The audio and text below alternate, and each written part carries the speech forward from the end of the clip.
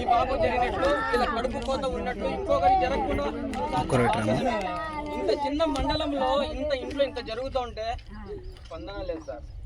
ఈ వద్ద ఆ పాప ప్రాణాలు ఎవరు సార్ హామీ? మరి వ్యవస్థ ఏమి చేస్తుంది సార్? ఈరోజు ఆ పాపను కొట్టడం మీరు చూసింటారు. మీకు అదే మన బిడ్డ అయితే ఎంత బాధ కలుగుతుంది. ఆ బిడ్డ వాళ్ళ ఎవరు సార్ వాళ్ళని తీర్చేది? డబ్బులు ఇస్తే తీరుతారా? ఆ పాప తిరిగి వస్తుందా? రిపోర్టు మారకుండా చూడాల్సిన బాధ్యత మీరే ఉంటారు.